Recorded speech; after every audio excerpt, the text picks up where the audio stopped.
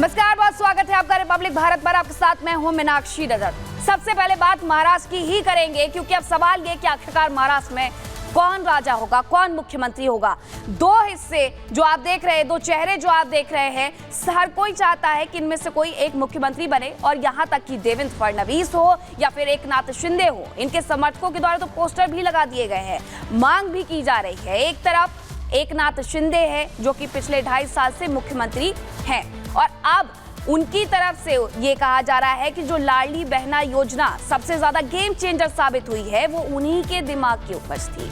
तो दूसरी तरफ अगर हम बात करें देवेंद्र फडणवीस की, तो उनके परिवार वालों की तरफ से भी यह कहा जा रहा है कि उनके देवेंद्र फडणवीस ने, उनकी मां ने ये कहा कि मेरे बेटे ने बहुत मेहनत की है और मेरे बेटे ने सब कुछ भुला करके सिर्फ और सिर्फ चुनावों पर फोकस किया, सिर्फ और सिर्फ लोगों पर फोकस किया, और उसे इसका इनाम मिलना चाहिए। लेकिन महाराष्ट्र में महायुति जीत गई है और इसी के साथ महाविकास अघाड़ी का किला ढह गया है। शुरुआती रुझानों ने ही मानो महाराष्ट्र की जो सियासी पिक्चर थी उसे पूरी तरीके से साफ कर दिया था। ये पता चलने लगा था कि बीजेपी अकेले ही आसानी से 100 का आंकड़ा पार कर जाएगी, और जब नंबर सामने आए तो सबकी जुबान पर 2014 के लोकसभा चुनाव में बीजेपी और एनडीए को मिली बम्पर जीत के किस्से आ गए। ठीक उसी तरह महाराष्ट्र विधानसभा चुनाव में भी एनडीए ने विरोधियों को चित कर दिया।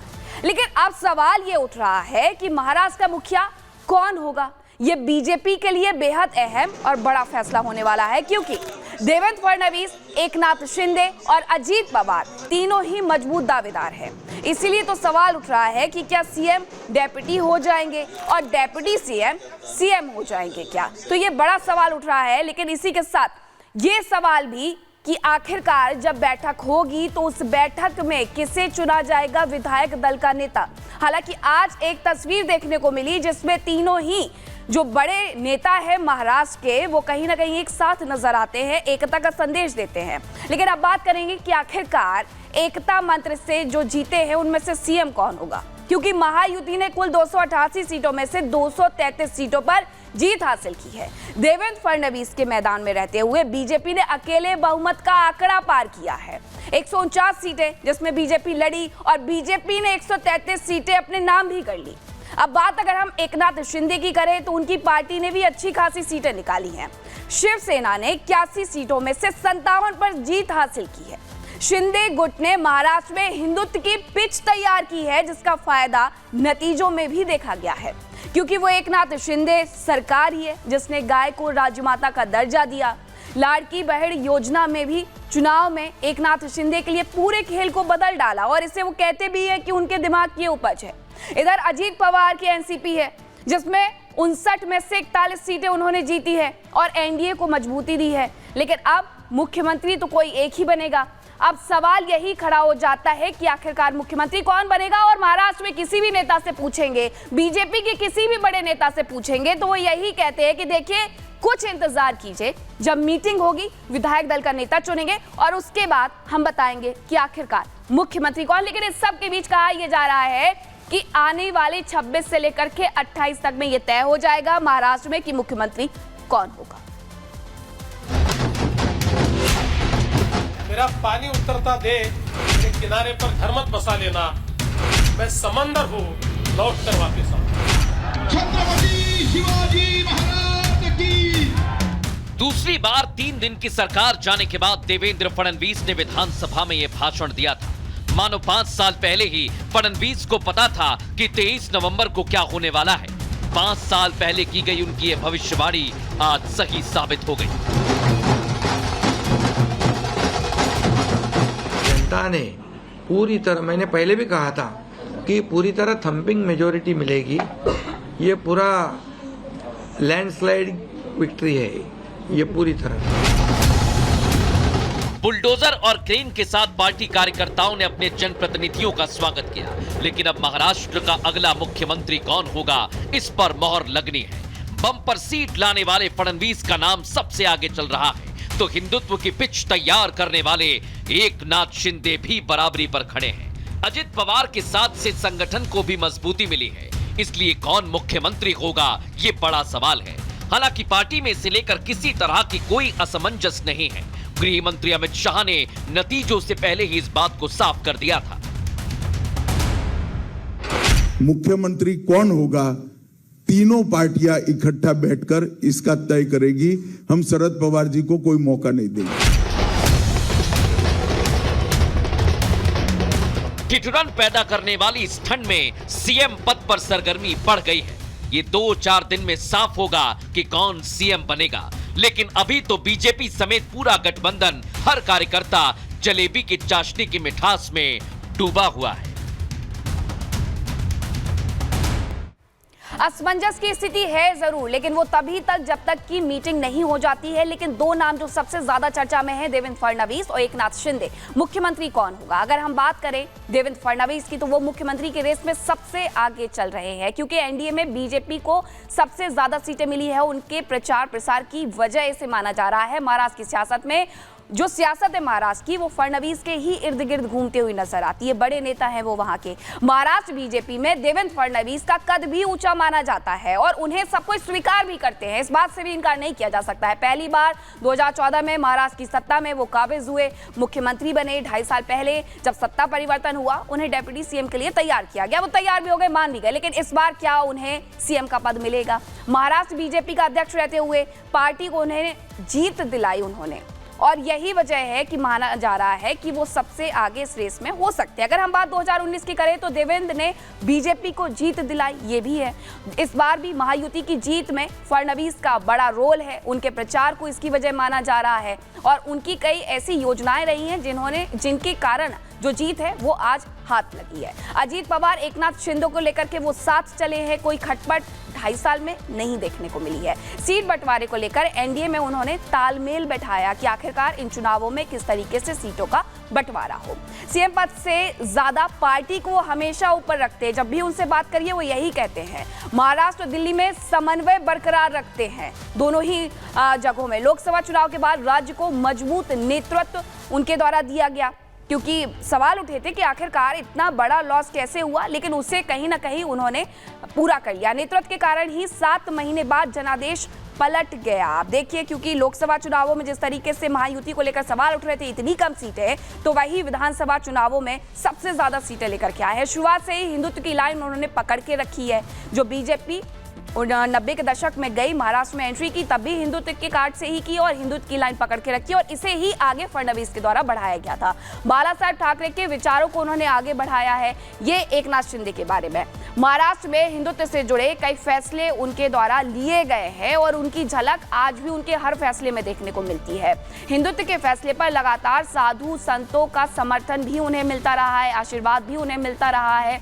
लेकिन इसी के साथ आज जो कुछ तस्वीरें सामने आई हैं महाराष्ट्र में रिजल्ट आने के बाद, वो तस्वीरें भी हम आपको दिखा देते हैं कि आखिरकार वो तस्वीरें क्या कहती है। देखिए, ये वो तस्वीर है जब परिणाम सामने आ जाते हैं तो किस तरीके से जिन 3 चेहरों पर सबसे ज्यादा चर्चा हो रही है, देवेंद्र फडणवीस से लेकर के एकनाथ शिंदे तक और उसी के साथ अजीत पवार तक, वो साथ में बैठे हुए चर्चा करते हुए नजर आते हैं, मिठाइयां खिलाते हुए नजर आते हैं। तो ये तस्वीरें साफ तौर पर अपने आप में बयां करती है कि जो समन्वय था वो यहाँ देखने को मिला। ये 2 तस्वीरें देखिए, और इसी के साथ सुनिए कि देवेंद्र फडणवीस ने आखिरकार आज कहा क्या। सीएम पद के ऊपर कोई भी विवाद यहाँ नहीं होने वाला, क्योंकि पहले दिन से ये तय है कि चुनाव जब संपन्न होगा तो चुनाव के बाद तीनों पार्टियां मिलकर इसको तय करेगी। हमारे नेता आदरणीय होम मिनिस्टर साहब ने प्रेस कॉन्फ्रेंस में ये बहुत स्पष्ट शब्दों में बताया है कि चुनाव के बाद तीनों पार्टियां बैठेगी और इसका निर्णय करेगी। जो निर्णय होगा वो सबको मान्य होगा, इसमें कोई विवाद नहीं।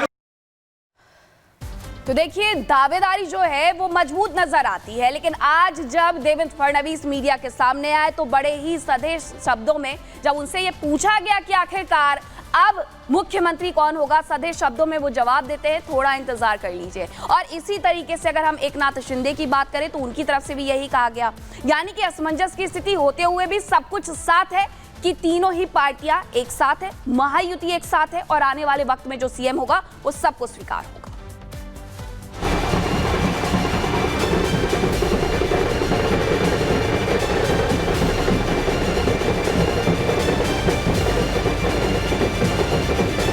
ये प्रश्न चिन्ह इन तीनों चेहरों के आगे महाराष्ट्र के नए मुख्यमंत्री के चेहरे को लेकर लगा है। सबके अनुमान के मुताबिक पहला नंबर हर लिहाज से देवेंद्र फडणवीस का है।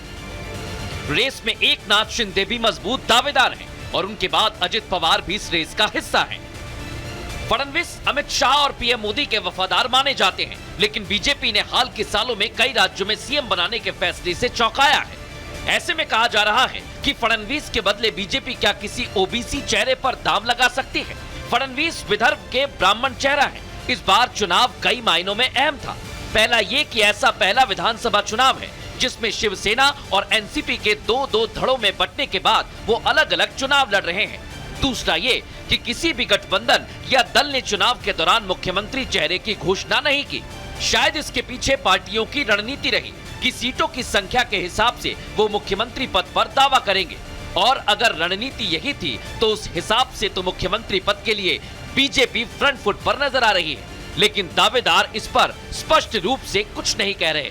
पहले तो तीनों पार्टियां अपना अपना नेता चुनती है, सारे एमएलए को बुलाना पड़ता है, अपने अपने पार्टी का नेता चुनते हैं, उसके बाद ये प्रक्रिया होती है। आप बिल्कुल चिंता मत करिए, तीनों पार्टियां साथ में बैठकर और अठौली जी का भी मशवरा हम लेंगे और इसका निर्णय करेंगे। अब बीजेपी नेतृत्व का निर्णय क्या होगा ये कोई नहीं जानता। हो सकता है कि पार्टी नेतृत्व की तरफ से कोई सरप्राइजिंग नाम सामने आ जाए।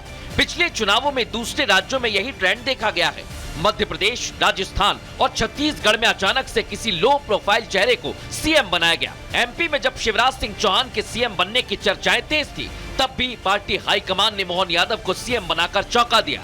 शिवराज सरकार में उच्च शिक्षा मंत्री रहे मोहन यादव मुख्यमंत्री बन गए, जिसके बाद बीजेपी के तीसरी पंक्ति के नेताओं को तवज्जो देने की चर्चाएं तेज हो गई। इस तस्वीर पर गौर करेंगे तो मोहन यादव आगे की पंक्ति में आपको नजर नहीं आएंगे, लेकिन वो आज मध्य प्रदेश के मुख्यमंत्री हैं। इसलिए माना जा रहा है कि अगर ऐसा पैटर्न बीजेपी यहां फॉलो करती है तो फडणवीस और शिंदे के बजाय किसी और को सीएम बनाया जा सकता है। फडणवीस के अलावा विनोद तावड़े का भी नाम है। सुधीर मुनगंटीवार ये भी एक बड़ा नाम है, जो कि ओबीसी चेहरा है और विदर्भ इलाके से आते हैं। ये भी दावेदार हो सकते हैं। इसके अलावा पंकजा मुंडे भी महिला के तौर पर सीएम रेस में शामिल हो सकती हैं। एक थ्योरी ये भी है कि बीजेपी मुख्यमंत्री पद सहयोगी दलों को दे सकती है, जैसा कि उसने बिहार में किया था। बीजेपी सबसे बड़ी पार्टी होने के बावजूद ऐसा करती आई है। हालांकि ऐसी स्थिति में वो डिप्टी सीएम का पद अपने पास रखेगी और सरकार में अपना दबदबा बनाए रखेगी।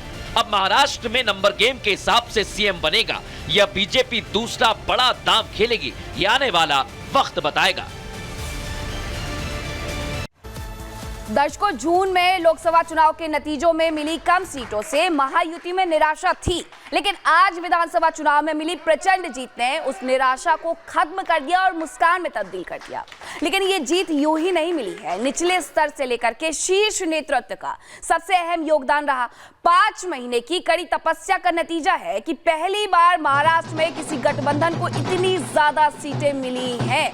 और अब यही वजह है कि यही बात हो रही है कि आखिरकार आने वाले वक्त में मुख्यमंत्री की जो कमान है वो किसे सौंपी जाएगी। लेकिन इस सब के बीच हमें नहीं भूलना चाहिए कि आखिरकार जीत के फैक्टर कौन कौन से रहे हैं। अब उन जीत के फैक्टर पर भी हम बात करेंगे कि आखिरकार वो कौन कौन सी वजह रही जिसकी वजह से 7 महीने में एक अच्छा खासा कमबैक किया गया और ये जीत बीजेपी के हिस्से में, महायुति के हिस्से में आई है। तो बात अगर हम करें तो लोकसभा चुनाव के बाद महायुति की जो योजना थी उसे विस्तार किया गया, उसमें सोचा गया, समझा गया कि आखिरकार अब आगे आने वाले विधानसभा चुनावों में आगे बढ़ना कैसे है। योजना से महिलाओं को टारगेट किया गया और यही वजह है कि महिलाएं घर से बाहर निकली।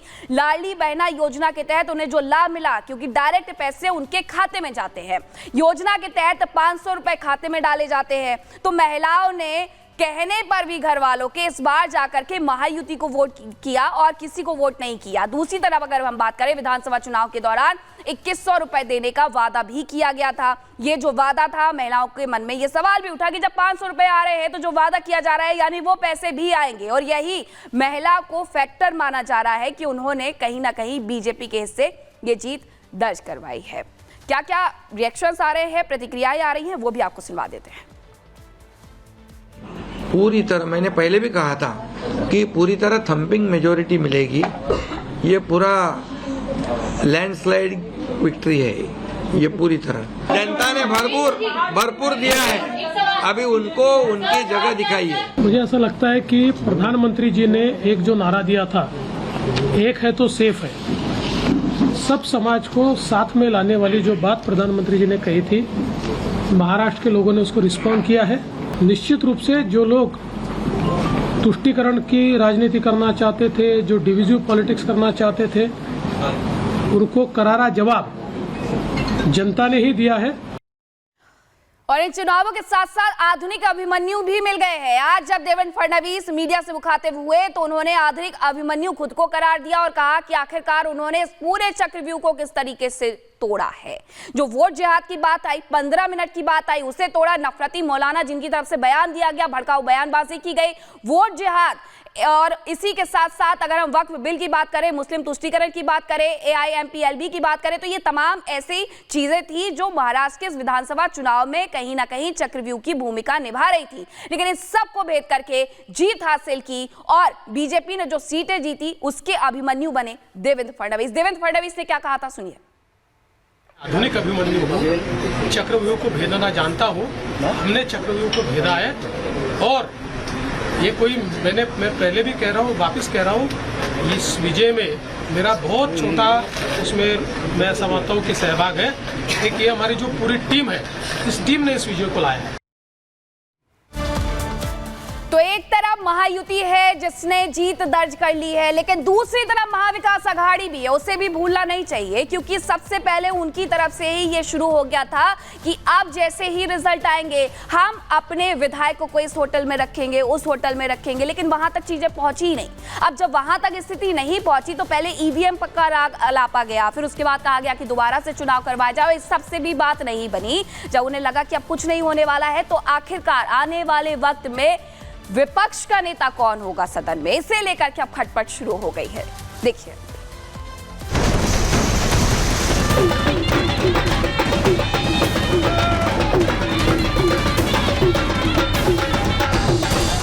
महाराष्ट्र में बीजेपी का डबल इंजन 130 की स्पीड से दौड़ा। पीएम के एक संदेश से चुनाव पूरी तरह सेफ हो गया। हरियाणा की जलेबी की मिठास महाराष्ट्र में फिर चखने को मिल गई।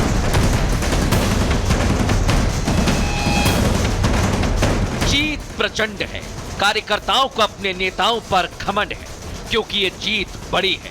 लेकिन इस जीत में बुरी तरह शिकस्त खाई महाविकास आघाड़ी फिर अपना EVM वाला राग रोने लगी है। चुनाव में गड़बड़ी का रोना रोया ही जा रहा था कि महाविकास आघाड़ी में ही खटपट की शुरुआत हो गई। चुनाव से पहले जैसे कांग्रेस और उद्धव की शिवसेना एक दूसरे को सीधे मुंह नहीं सुहाते थे, रिजल्ट के बाद भी वही तस्वीर दिखाई दी। 200 के ऊपर किसी को चुनाव में नतीजे मिलते हैं क्या? देश में, जिस राज्य में सबसे बड़ी बेईमानी हो गई है, ये नतीजे ऐसे दिए अपने कि अपने राज्य को, जनता को बेईमान ठहराया है। इस राज्य की जनता बेईमान नहीं है। हमें कुछ जगहों पे जैसे कि विदर्भ में हमको कम जगह मिली और हमारी कुछ जगह है उबाटा ने लिया, राष्ट्रवादी ने लिया, जो हमारी जगह थी, उसके वजह से थोड़ा सा यहाँ पे गिरावट आपको नजर आ रही है। चुनाव जीते तो EVM सतीश सावित्री है, चुनाव हारे तो दागदार है। इन चुनावों में भी ऐसा ही हो रहा है। महाराष्ट्र में विपक्ष हारा तो EVM पर सवाल उठने लगे, लेकिन झारखंड जीत में EVM सही हो गई। EVM का देखो, अभी झारखंड में EVM अच्छा है क्या? झारखंड में, कर्नाटक में EVM अच्छा था। जो यंत्रणा उनके बाजू से, मतलब उनके फेवर में रिजल्ट आते अच्छी है। अभी तो वोटर लिस्ट पे भी उन्होंने ऑब्जेक्शन लिया था। तो जब हार जाते हैं तो बोलते हैं ये यंत्रणा खराब है, जीतते हैं तो बोलते हैं अच्छा है। ऐसा कैसा है? सवाल उठाने वाले अपनी हार पर मंथन से ज्यादा आरोप लगाने में विश्वास करते हैं। आरोप लगाने से हार जीत में नहीं बदल सकते, लेकिन सत्ता पक्ष को बदनाम करने की कोशिश जरूर होती है। जीत जाओ तो EVM ठीक है, नहीं तो EVM तो यूं ही बदनाम होती रहेगी।